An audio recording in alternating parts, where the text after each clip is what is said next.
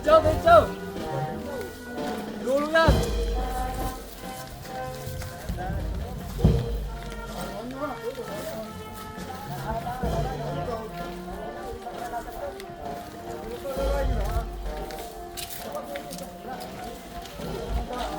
Kayo tatanungin siya?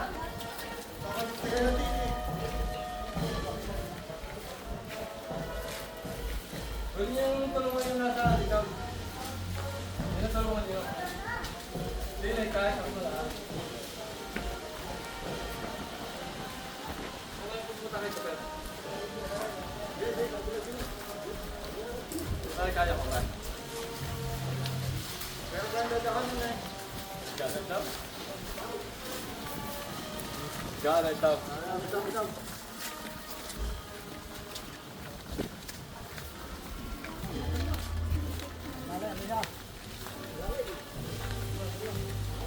Step! May step yan na, may step. Step 1.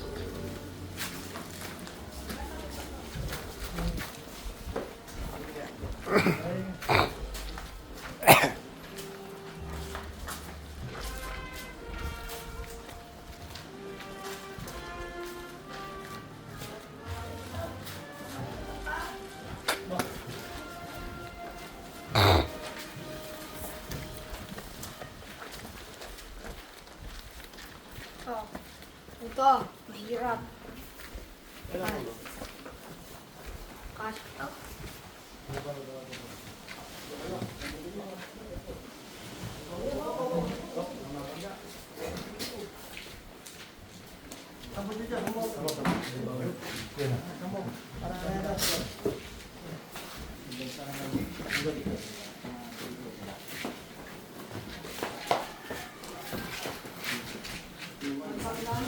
Gara-gara ka. Dinaharang mo sana.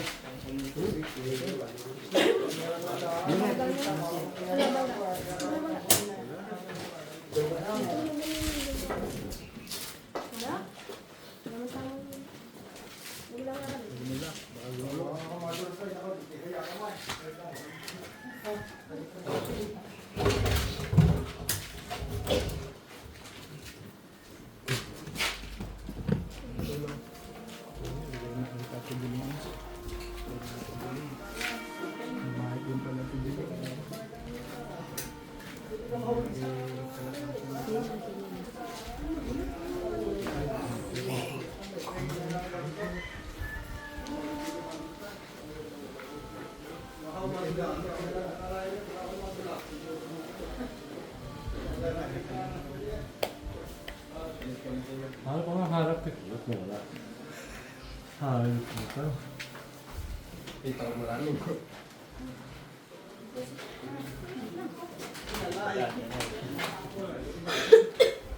Shoot ka din yan. Bubong. Hindi pa.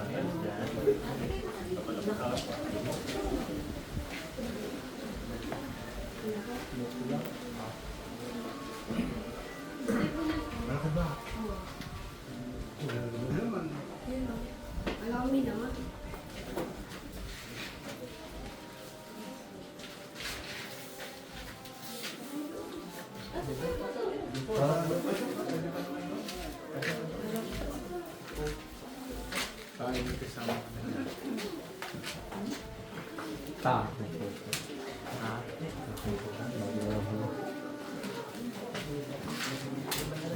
Matagban.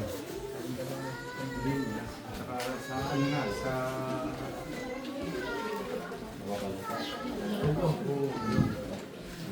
Ilan kaya? Ilan kaya yung talis na maubos yan?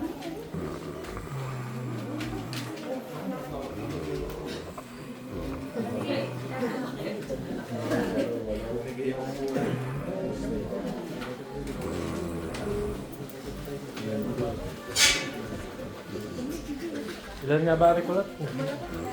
Na tiles? Padala rin lahat? Ha? 30 babaw? 3,000... Ngayon, 30 babaw. 4 plus 4 plus 4. 42 peraso. Well, sa mga kapatid, lahat. Oh, Atin nang ipagpapatuloy na ang huling ritual natin bago natin ilagat ang ating kapatid na ating dilim sa kanyang hantungan. Atin po munang awitin yung awit ng pag-asa. Pag-asa po ay natatag. Pag-asa po ay natatag sa kabanalan at hirap, hindi sa sariling lakas, kundi kay Kristo kung liyag. Kristong matibay na bato, ang siyang tanging saligan ko, ang siyang tanging saligan ko. Problema ng karimlan, ang tunay ng kagandahan. Kahit bagyo ang bumatal, maaasahan siyang tunay. Kristong matibay na bato, ang siyang tanging saligan ko, ang siyang tanging saligan ko. Kanyang pangako sa akin ang alalay sa hilahil. Ang lupa man ay magdilim, pag-asa siyang walang maling. Kristong matibay na bato, ang siyang tanging saligan ko, ang siyang tanging saligan ko. Bago po natin ilagat ang labi ng ating kapatid na Deliola Corrado Hersin sa kanyang dakong pahingahan, ating alalahanin ang sinabi ni Jesus, "Ako ang pagkabuhay na muli at ang buhay. Ang nananalig sa akin bagamat mamatay ay muling mabubuhay, at ang sinumang nabubuhay na nananalig sa akin ay hindi mamamatay." Sapagkat ating natatalos na kapag ang tahanang panlupa na ating tinatahanan ay masira, ay meron tayong tahanang nagmula sa Diyos. Isang tahanang hindi gawa ng kamay, walang hanggan sa kalangitan. Wika ng ating Panginoong Hesus, huwag magulumihanan ang inyong mga puso. Ako ang una at ang huli. Ako ang mabubuhay magpakailanman. Mapalad ang taong nananalig sa akin at nanantiling tapat sa kabila ng pagsubok, sapagkat tatanggapin niya ang putong, ito ay ang buhay na walang hanggan. Sa kalangitan at kalagitnaan ng buhay, tayo ay nasa kamatayan. At sapagkat ang ating kapatid na Deliola Corrado Hersin ay dumating na sa dulo ng kanyang landas, alalahanin natin sa ilalim ng pagkalinga at pagkupkop ng ating Diyos na mahabagin. Atin ngayong itatagubilin ang kanyang katawan sa dakong kanyang pahingahan. Lupa sa lupa, abo sa abo, alabok sa alabok, at nag-iintay tayo ng muling pagparito ng ating Panginoon. Tayo po ay manalangin. O Diyos na makapangyarihan sa lahat, Diyos na siyang tanging nakakaalam ng lahat sa aming buhay. Ikaw, O Diyos, ang aming tanging pag-asa sa buhay na ito. Ikaw ang aming kanlungan at lakas, at tanging tulong sa anumang bagabag. Kami po ay lumalapit sa iyo sa mga sandaling ito ng aming kalungkutan at kapighatian. Tulungan mo po, O Diyos, ang tahanan na labis na nagdadalawhati sa pagpanaw ng kailang mahal na ina sa kailang buhay. Bigyan mo po ang bawat isa ng kalinga at ibayong lakas ng loob, katatagan ng pananalig at panampalataya sa iyo. Alawin mo sila at palitan mo ng kagalangan ang kailang mga pusong nalulumbay. Bigyan mo ng kapayapaan ang kailang mga damdaming nagugubilihanan. Tunay, O Diyos, na natatakpan ng ulap ng kalungkutan ang aming mga puso sa mga sandali ito.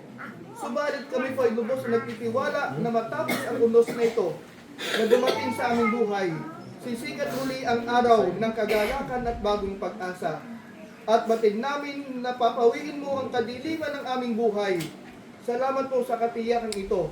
Umaasa po kami, Panginoon, na patuloy mo kaming sasamahan, lalo't higit ang tahanang naulila ng aming kapatid na Deliola Corrado Hersin. Akayin mo sila at hawakan mo ang kanilang mga kamay upang hindi sila manlupaypay. Yakapin mo sila ng iyong pag-ibig at haplusin mo po sila ng iyong habag at biyaya upang mapawi ang mga kalungkutan sa kanilang mga puso at manatili silang matatag sa iyong harapan. Pagpalain mo ang bawat isa sa amin at bigyan mo ng kapanatagan ang aming kaluluwa. Ito ang aming dalangin sa pangalan ni Jesus na aming Panginoon. Amen. Ang tubig ay sagisag ng buhay. Sa kandungan ng ating Panginoon ay ating itatagubilin ang kaluluwa ng ating kapatid na Deliola Corrado Hersin upang tanggapin niya ang kapayapaan ng buhay na walang hanggan. Sa pangalan ng Ama, ng Anak, at ng Banal at Santong Espiritu. Amen. At ngayon, ang dinasusukat na kapangyarihan at biyaya ng Diyos Ama, ang dinatatapos na pag-ibig ng ating Panginoong Kristo, gayon din ang dinagmamaliw na pag-iingat ng Espiritu Santo, ang siya nawang sumenyo at pumatubay sa inyo sa buhay at sa walang hanggang buhay mula sa ating Panginoon. Sa pangalan ng Ama, ng Anak, at ng Banal at Santong Espiritu. Amen. Amen. Amen.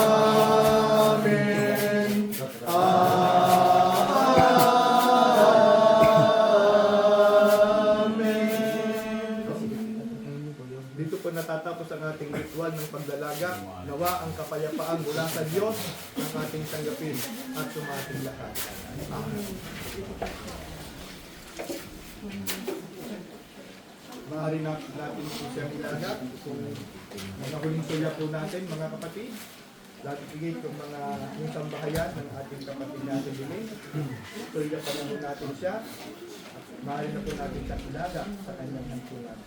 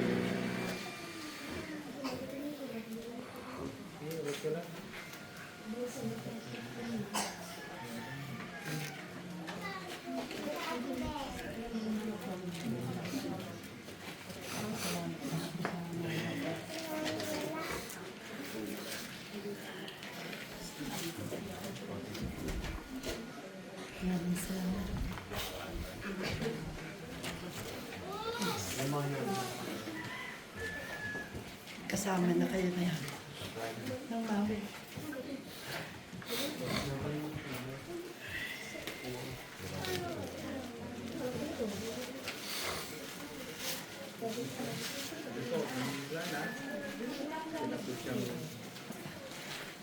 Alaga sa kanyang bahay. Walang may dilim sa muling pagkita natin sa pangalan ng Panginoon.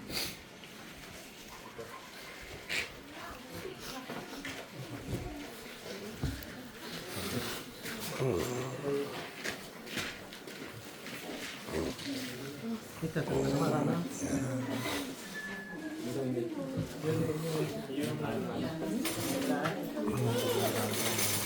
Yung gamit ni Lola, yung nasa plastic. Baba, ay dapat. Lagi na ba? Wait na kukunin lang daw. Let's higit, ano? Hindi ko pa naman may sasarap na ano. Nagkukunin pa? Hindi, sasama lang. Oh.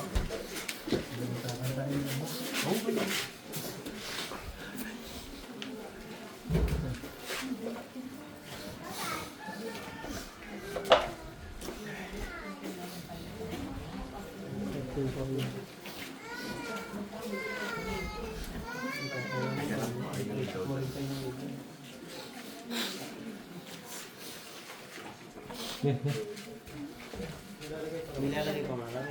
Kuha niya yung damit Yung ng damit na ano. Nasaan ka? Hindi, pwede namang ano yun. Pwede mo na, ihahabol na lang. Pagka Hindi naman yata sa loob yan ah. Oh, hindi. Dito lang. Pinso, alis.